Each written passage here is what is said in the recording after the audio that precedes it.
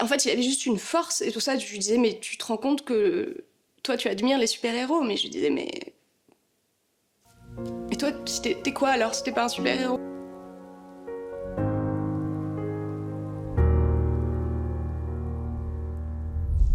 Il avait des projets et ça, c'est quelque chose chez Raphaël. Il avait une force de visualiser l'avenir. Et c'était très dur parce que derrière mon masque, ma Charlotte, ma blouse, j'essayais de rien laisser paraître. Quand j'étais avec lui, je voulais être pleinement là, légère, gaie, lui dire des blagues. Je savais qu'il les trouvait toujours nulles, mes blagues, mais bon, heureusement que voilà, on avait une grande complicité et on pouvait se parler, généralement pas de ce qu'il fallait parler, mais en tout cas de choses gaies. Il avait besoin de ça. Et une force de visualiser l'avenir. Il me disait, Victoire, ça te fera pas bizarre quand j'aurai de la barbe? Je pense qu'aussi, la famille était très importante pour lui. C'est devenu un peu notre symbole. Je sais que le Stitch, le petit alien de Lilo et Stitch est partout en ce moment parce que le film est sorti, mais nous, la phrase Ohana, qui est un mot hawaïen qui apparaît dans le film, que Stitch apprend de Lilo, Ohana signifie famille. Famille signifie que personne ne peut être abandonné ni oublié. Et la fin de cette phrase, elle est importante parce que oublier, Raphaël nous faisait passer des petits messages subtils, comme quoi il voulait pas être oublié. De toute façon, impossible qu'il le soit.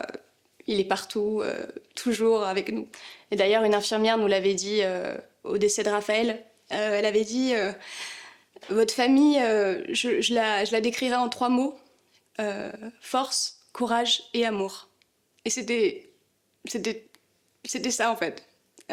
Il nous donnait beaucoup d'énergie, on lui en donnait aussi. Et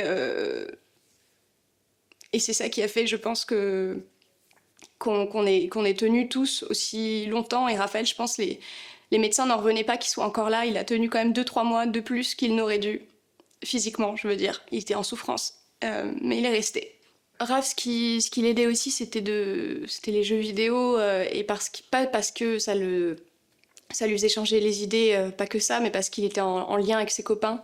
Et ça me faisait vraiment plaisir de pouvoir l'entendre parler avec ses copains, de l'entendre insulter aussi. Et ça faisait vraiment la grande sœur pénible. Mais oh, Raphaël, et en fait, ça faisait du bien de l'entendre juste être un enfant pré-ado de son âge, juste et à parler avec ses copains. Ses copains pouvaient venir le voir au début aussi de la maladie.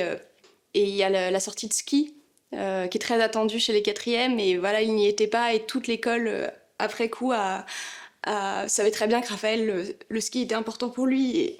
Et ils ont tous eu des petites lumières et ils ont pris une photo pour nous, pour la famille. Ils avaient tous les lettres de Raphaël de son prénom et adressées vers le ciel et avec plein de lumière. C'était magnifique. Mais quand Raphaël était là, voilà, en fait, il avait juste une force et tout ça. Je lui disais, mais tu te rends compte que toi, tu admires les super-héros? Mais je lui disais, mais et toi, t'es quoi alors si t'es pas un super-héros? Moi, j'étais ce on appelle la personne relais. Donc, vraiment la personne entre le papa et la maman.